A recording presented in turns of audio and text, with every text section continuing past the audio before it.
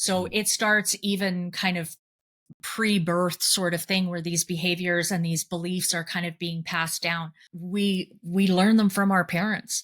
So if my parents' core beliefs are not good enough, not important, not valued, how can they teach me that I am good enough, important, and valued? Welcome to the Thriving Workplace Podcast, the show that empowers your workplace to make a positive impact on your people, teams, and the entire organizational community. Whether you're an employee, manager, or executive, we've got something for you. Dive into inspiring ideas, practical tips, and meaningful conversations about employee well-being. We're your hosts, Lauren and Jason, passionate workplace well-being champions from the Workplace Performance and Wellbeing Institute. Join us as we bring in renowned experts and thoughtful leaders to share their wisdom, experiences, and innovative approaches to building a thriving workplace.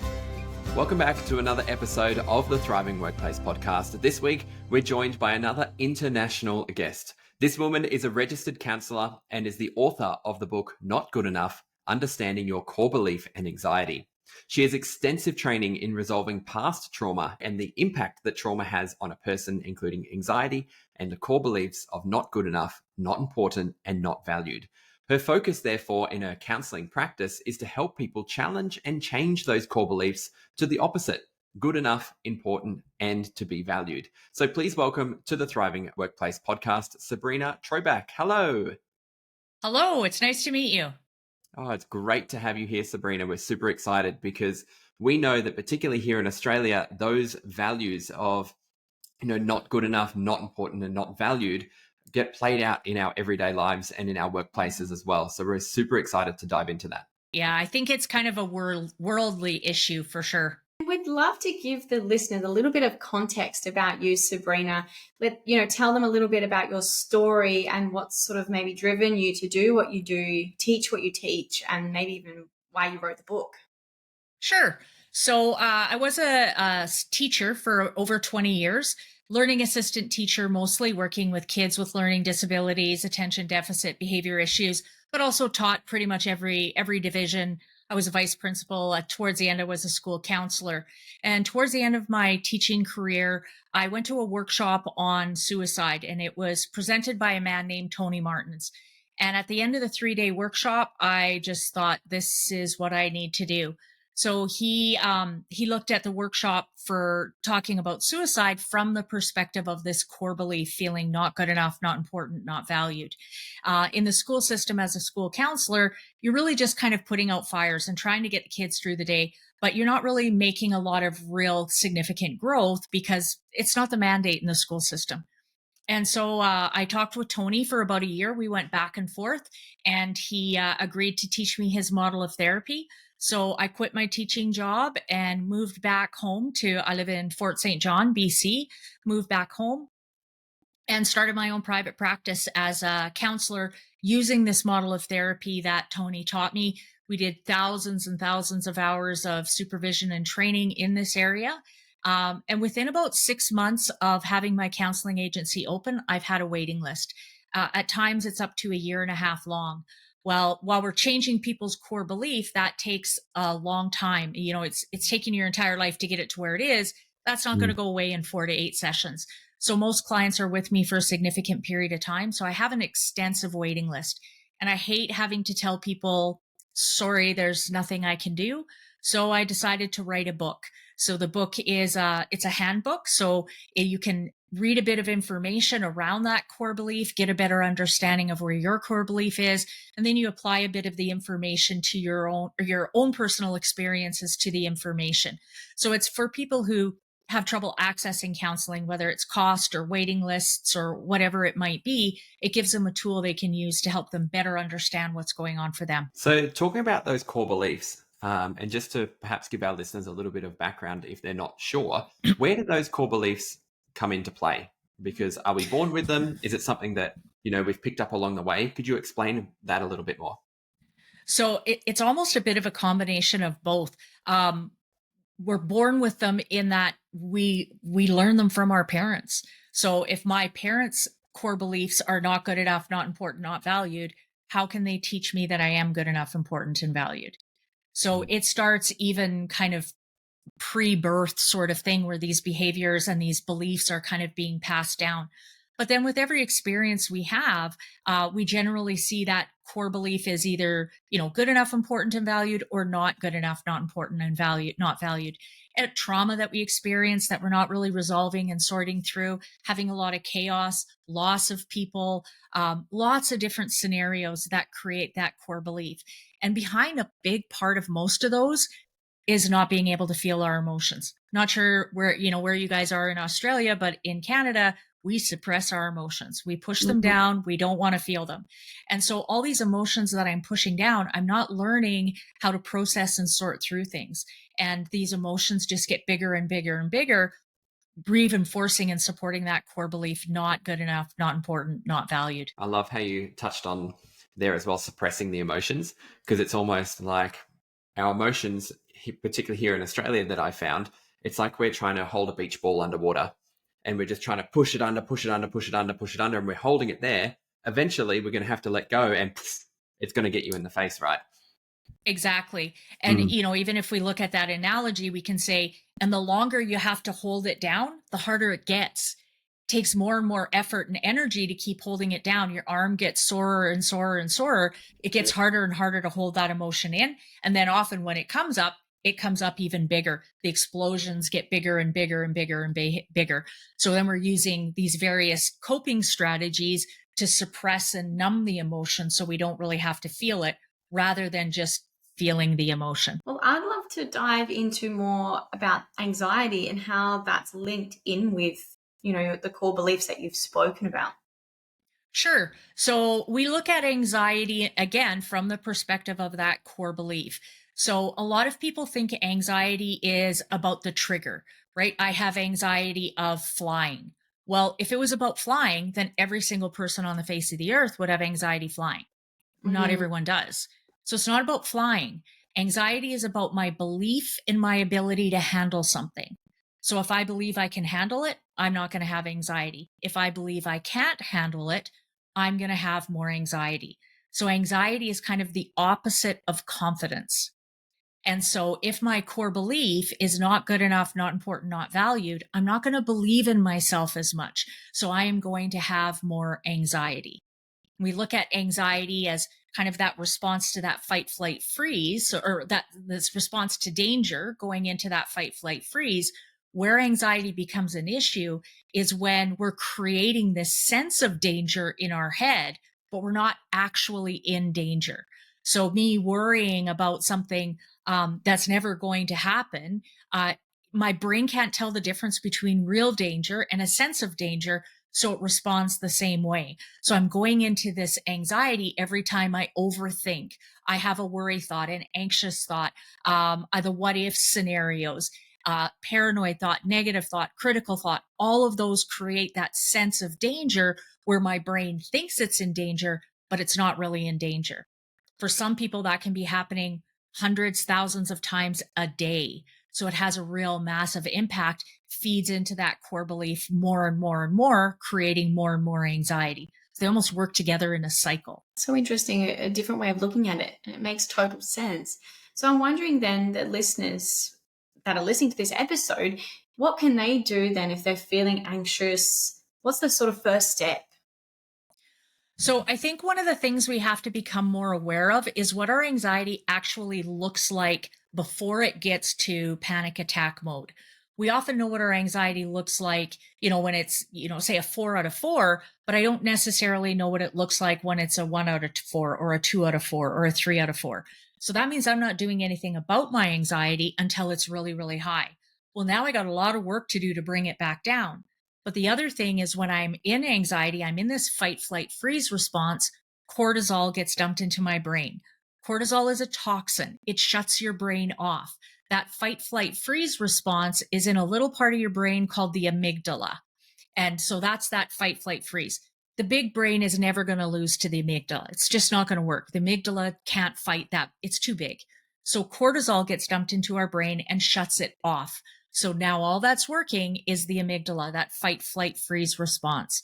So when I have high cortisol in my brain, my ability to use logic and reason, connect to emotions, sequence events, memory, understand consequences, Can't do that very much. You ever get into kind of a fight or an argument, you kind of blurt something out, and then like an hour later you go, oh, geez, I probably shouldn't have said that. That's Yeah. cortisol. Not using logic and reason, not remembering that it didn't go well last time, not connecting to emotions. You just do whatever you need to do, get out of here. Fight, flight, freeze response. So if I got really high cortisol level, now I have to use logic and reason to bring my anxiety down. Not going to be as likely to be able to do it. But if I can catch my anxiety at, a 1, 2, or a 3, not as much cortisol in my brain, more likely that I'm going to be more aware of what my anxiety looks like.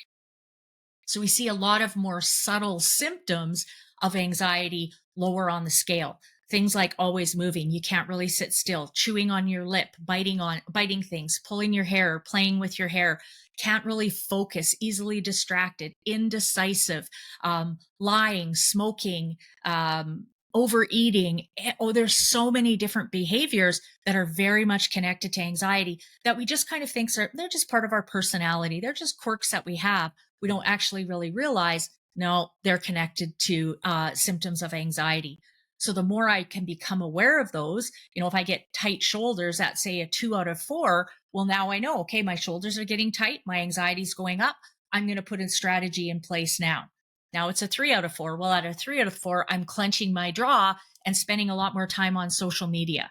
Okay, so when I do that, I know my anxiety's gotten even higher. I'm going to put some strategies in place there to bring it back down so I don't have to get to that really, really high level. So part of what we need to do is figure out what our anxiety looks like at each step. Then we can work on putting strategies in place. In my book and on my website, I have a very extensive list of a bunch of different symptoms of anxiety. So you can get a better look at, what they are and what yours may be. From your professional background and your experience, then what is some ways that people can lower their anxiety if they can feel themselves, they've understand that they're at the 2 and now they've gone into that sort of 3 out of 4 and they can see those symptoms. What are some ways that they can reduce that back down to a 2 or possibly a 1? So one of the biggest things is breathing. So there's research that's showing that breathing actually brings your cortisol level back down. So cortisol is that chemical that stops your brain from thinking. Taking some nice deep breaths can really help bring that cortisol level back down and bring you down from whatever level you're at. So taking a few deep breaths where you're breathing in through your nose, breathing out through your mouth. When you exhale, relax your shoulders and let your body just kind of sink into the chair that you're sitting in. You don't have to do it a lot. 2, 3, 4 breaths can really make a big difference. And even instead of waiting until you're at a 3 to do some breathing, try to just incorporate breathing more throughout your day where, every time you have a drink of water, you take a deep breath or 2. It's going to bring that anxiety down. So breathing is a really, really, really important one. Another one that's important is making a plan. So remember, anxiety is lack of confidence, not believing in myself I can handle doing something. If I make a plan, I am going to feel way more confident that I'm going to be able to handle something. So writing it down, when we write, it's more of a visual. Our brain takes it with more validity, more truth. So writing it down as you practice, you don't have to write it down as much. But when you first start, write down what is it the worry that you're having, and then how do you solve it, and go through and create a plan on what you could do. We are way more resilient than we give ourselves credit for. And when we actually stop and think about what we would do and how we would handle the situation, we usually go, oh, yeah, I would handle it. It's not that big of a deal. So creating a plan can be really, really helpful strategy as well.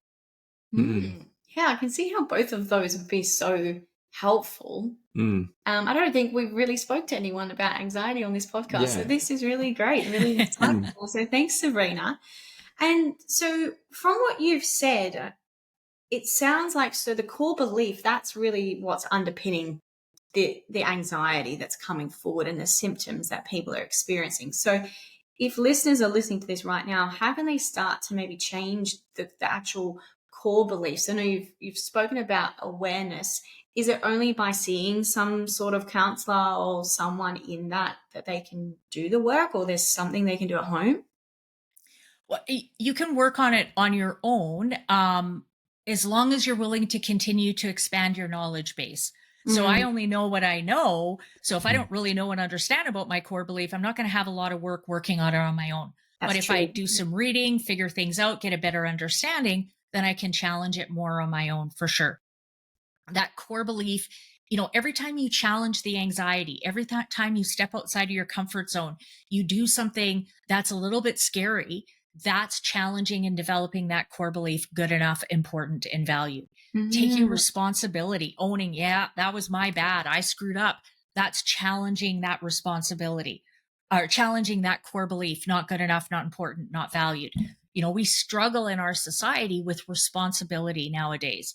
That's connected to the core belief. If I don't believe in myself, I can handle taking responsibility, I'm not going to take responsibility. So, what does it look like when we avoid responsibility? Blaming, justifying, avoiding, distracting, playing the victim, anger, lying. So, when you're doing those things, it's important to go, okay, wait, I'm blaming someone else. Stop. What am I really avoiding here for my own responsibility? When I can take that responsibility for that, I'm developing that core belief good enough, important, and valued. And the same is also true. If someone is blaming me, I can step back and say, this isn't really about me. This is about them avoiding their responsibility. I don't have to carry it. I'm developing and challenging that core belief good enough, important, and valued. 100%. Yeah. And I can definitely see that where people are blaming and justifying and sort of avoiding playing out in the workplace as well. Yeah. Absolutely.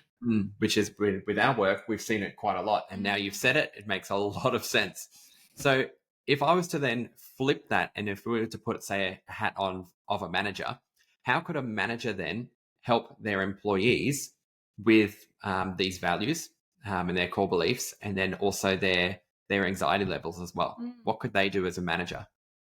So I think there's two key pieces. The first key piece is the manager has to work on their own core belief, and they have to be confident and comfortable with who they are. If we have managers that struggle with their own insecurity and self-doubt, they're going to have a harder time managing other people because they're not going to believe they have a voice. So then it's either I don't have a voice, or it comes out really aggressive where I'm kind of attacking people and people don't really feel supported by me. So the key thing is you got to work on yourself. But once that's there, it really is about treating people like they are good enough, important, and valued. As a manager, if I treat my staff like they are good enough, important, and valued, I might be the only one in their life that actually treats them that way. When I was working in the school system, I was working with behavior kids, and I rarely had behavior issues in my classroom because I treated every child like they were good enough, important, and valued. And so even if they screwed up, we could have a conversation. There wasn't a lot of, judgment or anger. It was just like, okay, why did you make that choice? Why did you make that decision? What could you do differently? And then let's move on and figure out what we're going to do next. So treating people like they are good enough, important, and valued goes a really, really long way for sure. See them for who they are. Yeah.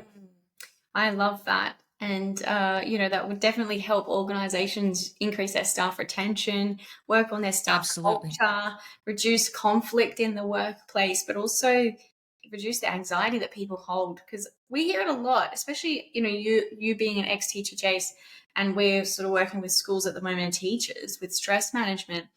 We see that they put a lot of pressure on themselves. So do you see that playing out too? And that's obviously tied in with the core beliefs that you've spoken about now that you've said that sort of. Absolutely.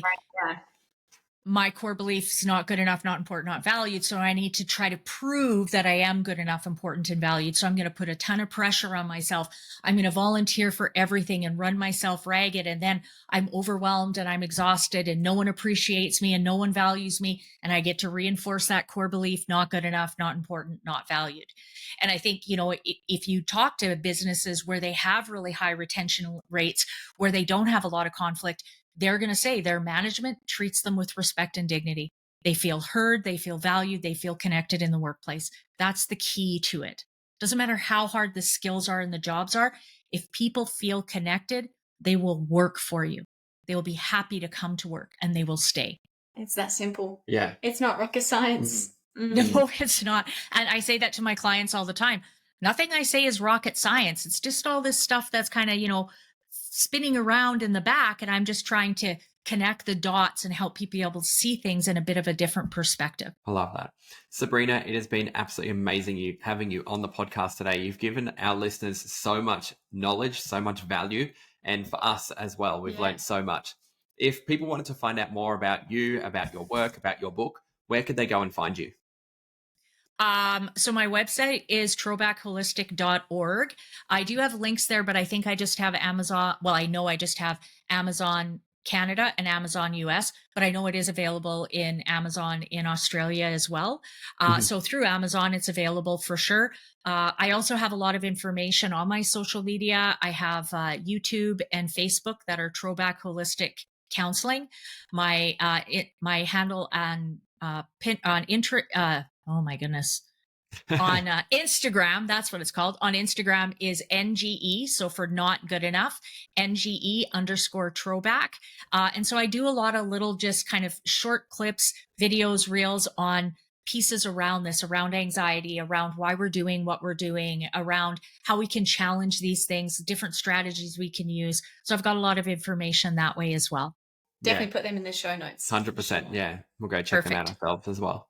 And there is one last question that we ask all of our guests that we get onto the podcast. So Sabrina, if you had 60 seconds of advice to give any of the listeners right now, can be something we've spoken about, can be something completely different, what would that 60-second advice be? So what's coming into my head is realistic expectations. So we often create a lot of frustration because our expectations are based on what we want, not on what we've seen happening. So our expectations should be based on past behavior. So if you have a coworker who doesn't really pull their weight, expect they're not going to pull their weight. Now, that doesn't mean you don't set goals to help them kind of get to that point. But if you're getting angry and frustrated because they're not pulling their weight, but they didn't do it yesterday or the day before, you are creating your own frustration because you're expecting them to do something they've never done before. So expectations should be based on past behavior. And until you've seen that behavior shift consistently for a minimum of 3 months, you should not adjust your expectations. Was that 60 seconds? Pretty close. Yeah. Thank you for joining us on this week's episode. If you got value from this episode, it would mean the world to us if you could take 20 seconds out of your day and leave a 5-star rating and written review. And remember, you have the power to make a lasting change in your workplace.